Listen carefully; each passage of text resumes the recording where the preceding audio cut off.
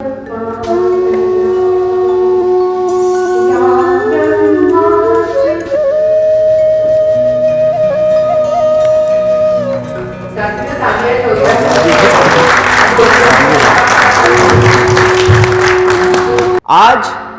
अगर बच्चों के पास सेकंड ऑप्शन हो लैंग्वेज का तो कौन सा लैंग्वेज लेंगे वो?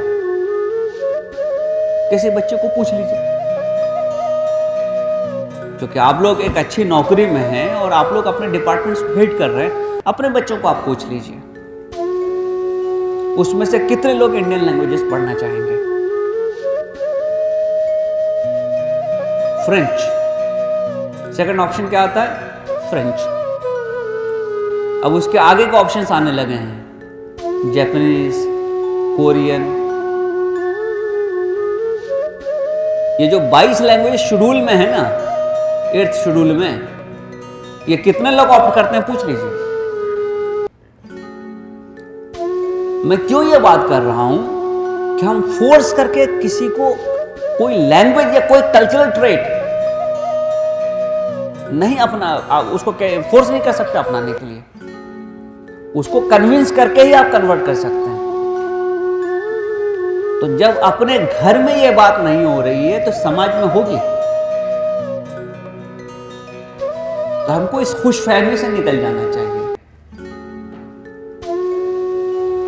मैं हकीकत के धरातल पे बात कर रहा हूं, रियलिटी के प्लेन पे बात कर रहा हूं। जो मेरा ऑब्जर्वेशन है, जो मैंने सीखा है, जो मैंने देखा है, उस पे बात कर रहा हूं। तो जो चीजें कूल नहीं होती हैं, सोसाइटी उसको रद्द कर देती है। और ये पहली बार नहीं हो रहा है। आपको मालूम है ना कि भारत में जो भाषाओं का इतिहास रहा है, पहली जो लैंग्वेज वेदों में है, जो पहले समाज बोलता था, वो संस्कृत थी। रद्द हो गई, लोग दूसरी भाषा अपना लिए, पाली आ गई, वो भी रद्द हो गई। फिर लोग दूसरी भाषा अपना लिए, अब भ्रंश आ गया, वो भी रद्द हो गई। फिर ये सारी जो जिसको आप आधुनिक भारतीय भाषाएं कहते हैं, मॉडर्न इंडियन लैंग्वेजेस, ये सब की सब वहां से आई है। तो भाषा एक ऐसी चीज है कि अगर वो कूल नहीं रहेगी, लोग उसको वॉलंटरी नहीं अडॉप्ट करेंगे, तो बहुत जल्द उसको काट करके, जैसे पानी का धारा चलता है, पत्थर अगर सामने आ जाए तो बाजू से निकल जाता है, वही हाल भाषाओं का है। तो भाषाओं के बारे में, और जब भाषाओं को हम प्रमोट करने की बात कर रहे हैं, तो हमको ये बात समझना जरूरी है कि ये जबरदस्ती नहीं हो सकता है, ये किसी प्रेशर के अंदर में नहीं हो सकता है। हमको भाषा को अट्रैक्टिव बनाना पड़ेगा, उसको कूल बनाना पड़ेगा। तो पहली चीज तो ये है, ये बहुत बड़ा चैलेंज है। और ये चैलेंज सिर्फ लिंग्विस्टिक नहीं है, ये साइकोलॉजिकल चैलेंज भी है। होता क्या है कि जो चीजें अनुकूल होती हैं वो डाउन मार्केट हो जाती हैं। जब चीजें डाउन मार्केट हो जाएंगी तो लोग उसको अपनाने में घबराहट महसूस करेंगे, उसको अपनाना नहीं चाहेंगे। और जहां पे इस किस्म के कूल वाले लोग ज्यादा जमा हो जाएंगे, वहां से वो चीज निकल जाएगी। इसीलिए आपके एयरलाइन से निकल गई, बड़े होटलों से निकल गई, बड़े रेस्टोरेंट से निकल गई, फिल्म और फैशन सर्कल से निकल गई, और जो भी जिसको आप अपवर्डली मोबाइल कहते हैं, वहां से भारतीय भाषाएं निकलती जा रही। मैं सिर्फ हिंदी की बात नहीं कर रहा हूं, निकलती जा रही है। मैं इंडियन लैंग्वेजेस का बहुत चाहने वाला आदमी हूं, और मैं कोई खुशी से ये बात आपको नहीं कह रहा हूं, मुझे दुख है, लेकिन रियलिटी यही है। और जब कभी इस किस्म की रियलिटी हमारे सामने आए, तो हमको दूसरे को ब्लेम करने के बजाय अपने अंदर झांकना चाहिए कि वो क्या कारण है कि जिस वजह से ये लोग आगे बढ़ गए और मैं पीछे रह गया। हम वो क्या चीज नहीं कर पाए। हो क्या रहा है कि जो सोशल रियलिटी और इकोनॉमिक रियलिटी है किसी भी सोसाइटी की, गवर्नमेंट का जो शेयर है वो श्रिंक हो रहा है। आज से 25 साल पहले गवर्नमेंट सेक्टर इकोनॉमी को जितना कंट्रोल करती थी, उसका आउटपुट में जो प्रोपोर्शन था आज नहीं है। पहले मैन्युफैक्चरिंग में देख लीजिए आप, हेवी इंडस्ट्री में, इलेक्ट्रिसिटी में, माइनिंग में, ट्रांसपोर्ट में गवर्नमेंट हर जगह थी। बल्कि जो पहली इंडस्ट्रियल पॉलिसी अपनी आई है उसमें कुछ सेक्टर तो रिजर्व कर दिए गए थे, ये पीएसयू के लिए हैं। आज है क्या? आयरन स्टील पीएसयू के लिए होता था, है खत्म हो गया। बड़े स्मेल्टर्स पीएसयू के पास होते थे, इलेक्ट्रिसिटी जनरेशन पीएसयू के पास होते थे, सब निकलते जा रहे हैं। माइनिंग, तो हमारा जो शेयर है इकोनॉमी में वो श्रिंक होता जा रहा है। और प्रोपोर्शनेटली जो पॉपुलर, अब ये कहिए कि लोगों के लाइफ पे जो हमारा कंट्रोल है वो भी कम होता जा रहा है। लोग गवर्नमेंट से हर चीज मांगने के लिए नहीं आते हैं। आज हो सकता है कि बरसों गुजर जाएं और आपको किसी गवर्नमेंट की एजेंसी से पाला नहीं पड़े, आपको जरूरत नहीं पड़ती। ये जो एग्रीगेटर का एज आ गया है ना, जहां जोमेटो और सब चीजें आ गई हैं और उबर और ओला आ गया है, आप गवर्नमेंट से कोई मदद लिए बिना भी बरसों जी सकते हैं। तो हमारा जो इन्फ्लुएंस है सोसाइटी पे वो श्रिंक हो रहा है, वो कम हो रहा है। और प्राइवेट सेक्टर या कॉम्पिटिटिव जो सोसाइटी का ये है कंपोनेंट है, उसका बढ़ता जा रहा है। गवर्नमेंट तो हम पॉलिसी इन्फोर्स कर देते हैं, लेकिन क्या ये पॉलिसी हम प्राइवेट सेक्टर में इन्फोर्स कर पाएंगे? नहीं कर पाएंगे। लैंग्वेज तो जाने दीजिए, जो इंडिया की सोशल रियलिटी में बहुत इंपॉर्टेंट कंपोनेंट है, रिजर्वेशन। हम 72-74 साल से इस पे बात कर रहे हैं कि प्राइवेट सेक्टर में रिजर्वेशन होना चाहिए। हुआ क्या आज तक?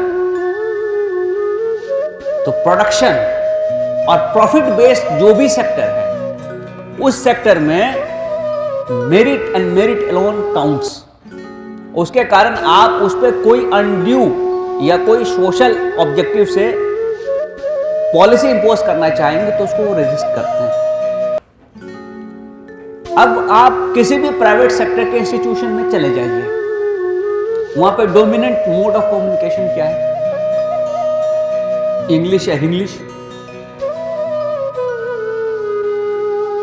तो हो क्या रहा है कि सोसाइटी में जो लैंग्वेज हम बोलने लगे हैं, पहले क्या था कि उसकी कंस्ट्रक्शन हिंदुस्तानी होती थी, हिंदी होती थी और उसमें इंग्लिश के शब्द आते थे।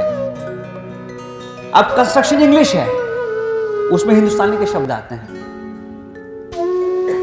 ये चेंज हो रहा है। जब चीजें इस हिसाब से बदल रही हैं तो हमको अपनी पॉलिसीज को रीअसेस करना बहुत जरूरी है।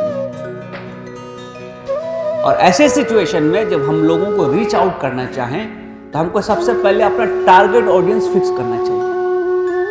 हिंदी का प्रमोशन 50, 60, 70 साल वालों में नहीं होगा। हिंदी प्रमोट करनी तो 10 से 20, 30 साल वाले जो लोग हैं उनको हमको टारगेट करना पड़ेगा। ये वो लोग हैं जो स्ट्रीम में आ रहे हैं, ये वो लोग हैं जो अगले 50 साल तक भाषा का इस्तेमाल करेंगे, ये वो लोग हैं जो अच्छे इंस्टीट्यूशन को ज्वाइन करेंगे। क्या हम उनको टारगेट कर रहे हैं? क्या हम उन पे फोकस कर रहे हैं? क्या हम उनको मोटिवेट कर रहे हैं? ये हमें सोचना चाहिए। और इसीलिए चूंकि यहां हिंदी को प्रमोट करने के लिए जो गवर्नमेंट के इंचार्ज वो बैठे हुए हैं, ये मैं सवाल कर रहा हूं, ये इन हाउस सवाल है मेरा। आपने किसी कॉफी हाउस में हिंदी में बात करते हुए लोग सुना है? सबसे जो नीचे लेवल का कॉफी हाउस होगा ना, कैफे, कॉफी डे, वहां चले जाइए। स्टारबक्स की बात नहीं कर रहा हूं। तो हम इसको कूल क्यों नहीं बना पाए? हमें ये सवाल अपने आप से पूछना चाहिए। ऐसा क्यों हो रहा है कि हमारे घरों में हमारे बच्चे आज हिंदी नहीं बोल रहे? हमारे घरों में हिंदी का कोई न्यूज़पेपर नहीं आता, मैगजीन्स नहीं आती, किताबें कितनी हैं अब देख लीजिए। मैं अक्सर ये बात कहता हूं कि हम लोग उस जनरेशन के लोग हैं जो इंग्लिश के मुश्किल शब्दों का अर्थ हिंदी में लिखते थे किताब में बगल में। आज किसी बच्चे की हिंदी किताब निकाल के देख लें, हिंदी के मुश्किल शब्दों का अर्थ इंग्लिश में लिखा होगा। यहां पे जो ट्यूशन चलता है ना, मैथ्स और साइंस छोड़ दीजिए, इतने लोग इंग्लिश का ट्यूशन नहीं पढ़ते जितने लोग हिंदी का ट्यूशन पढ़ रहे हैं, क्योंकि घरों में हिंदी नहीं बोली जा रही है। माँ बाप को हिंदी आती नहीं ठीक से, वो बच्चों को करेक्ट नहीं करते। हिंदी का कोई लिटरेचर हमारे घरों में आता नहीं है, कोई न्यूज़पेपर आता नहीं, मैगजीन आती नहीं, तो बच्चा सीखेगा कहां से? और ये बच्चा कल जब मार्केट में जाएगा, जॉब में आएगा, सोसाइटी में किसी अच्छे पोजीशन पे जाएगा, तो इससे हम क्या एक्सपेक्ट करेंगे? इसीलिए एक कंसेप्ट है कि लैंग्वेज ऑफ कल्चर या कल्चर ऑफ लैंग्वेज। तो लैंग्वेज ऑफ कल्चर क्या है हमारी? कौन सी शादी इंग्लिश में या फ्रेंच में होती है? पत्रिका कौन सी इंग्लिश में बनती है? पूजा नमाज कौन सी इंग्लिश में होती है? लेकिन जॉब मार्केट की रिक्वायरमेंट अलग है। तो हमारी जो बड़ी फेल्योर रही है वो ये है कि हम इंटीग्रेट नहीं कर पाए जॉब को अपने लैंग्वेजेस से। हम जॉब में आने के बाद हिंदी एग्जाम पास करते हैं, उसके पहले हिंदी आती नहीं आती इसका कोई भरोसा नहीं है। वो इसलिए कि इंक्रीमेंट मिल जाए, प्रमोशन आ जाए। तो होता क्या कि जो हमारा कल्चर है, जो लैंग्वेज पे बेस्ड है, हमारा जो आइडेंटिटी है, उसकी बुनियाद में लैंग्वेज है। कोई भी धर्म का काम लैंग्वेज के बिना नहीं होता। हमारे जो रिश्ते होते थे हमारे बड़ों से, माँ बाप से, दादा दादी से, नाना नानी से, चाचा मामू से, वो कौन से भाषा में होते थे? हमारा जो रूरल परिवेश है, देहात है, छोटे शहर है, वहां आज भी जो हमारे रिश्तेदार हैं उनसे हमारा कनेक्ट कैसे होता है? तो ये जो एक एसेट हमारे पास था कल्चर का, वो क्यों नहीं प्रमोट हम कर पा रहे हैं? जैसे मुंबई, ठाणे, नागपुर या दिल्ली जाते हैं, ये सब हम पीछे छोड़ जाते हैं और वहां पे हम उसी रंग में रंग जाते हैं। तो भाषाओं का ग्रोथ ऑर्गेनिक होता है। भाषाओं का ग्रोथ कभी एकेडमीज नहीं करते। भाषाओं का ग्रोथ तब होता है जब हम यूथ को उस स्ट्रीम में लेते आए शुरू से। उसके लिए हमारा जो सॉफ्ट पावर है कल्चर का, वो सबसे इफेक्टिव मीडियम है। अगर आप एक यूथ के लिए कवि सम्मेलन रख दें कि जहां तुम अपनी रचना आके पढ़ो भाई, ये हमने करके देखा, 500 एंट्रीज आती है। हम पासवान तब कभी दिखा रहे थे, हमें वक्त देना मुश्किल होता है, 6-6 घंटे का सेशन हो जाता है। ऐसा नहीं कि लोग लैंग्वेज लिखते नहीं है, पढ़ते नहीं है, बोलते नहीं है, लेकिन वो कूल नहीं है। उसको जब आप कूल बना दीजिएगा तो अपने आप लोग उसको अपनाने लगेंगे। जितने भी बड़े स्कूल हैं, भारतीय भाषाओं को पढ़ाने के लिए क्या व्यवस्था है? हिंदी पढ़ना इसलिए जरूरी है कि उसको पास करना है। मैं तो बॉम्बे में आपको बताऊं, ये मराठी जो स्टेट की लैंग्वेज है, कितने बड़े स्कूलों में पढ़ाई जा रही है? नहीं है। तो चौथी पांचवी के बाद ऑप्शन आता है, सब बच्चा भाग जाता है उसमें से। मजबूरी नहीं हो तो लोग रीजनल लैंग्वेज नहीं पढ़ते। ये जो हमारा 3 लैंग्वेज फार्मूला है, जो 1968 की पॉलिसी है और अभी 2020 का आपका न्यू एजुकेशन पॉलिसी में भी उसी को रखा गया है, ये क्या चीज़ है? ये 3 लैंग्वेजेस है बेसिकली, एक हिंदी, एक इंग्लिश और एक रीजनल लैंग्वेज। ये कंसेप्ट है। रीजनल लैंग्वेज के स्लैश में फॉरेन लैंग्वेज हमने स्कूल में डाल दिया। मैं उसके भी खिलाफ नहीं हूँ। बच्चों को अगर लैंग्वेज सीखने का मन है तो हमें वो अपॉर्चुनिटी प्रोवाइड करनी चाहिए, लेकिन अपनी लैंग्वेज की जड़ काट के, अपने भाषाओं को छोड़ के, ये कहाँ का इंसाफ है? तो जिन जगहों पे हम लोग सपोर्ट करते हैं एज एन इंस्टीट्यूशन, हमें वो पूछना चाहिए बात, क्या आपके यहाँ भाषा वगैरह पढ़ाने का क्या इंतजाम है?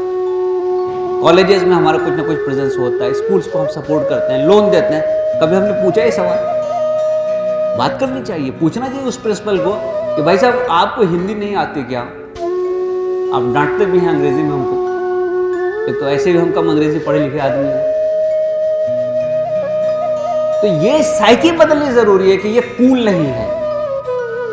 दूसरी जो चीज है वो है कि हम इसको कारोबार से कैसे जोड़ेंगे। भाषा जब कारोबार से जुड़ती है तब उसका ग्रोथ नेचुरल फॉर्म में होता है। तो उसके लिए आज का एज है टेक्नोलॉजी का। मुझे बहुत दुख होता है जब मैं देखता हूं कि टेक्नोलॉजी को भारतीय भाषाओं से जोड़ने के लिए शायद ही हम कोई प्रयास कर रहे हैं।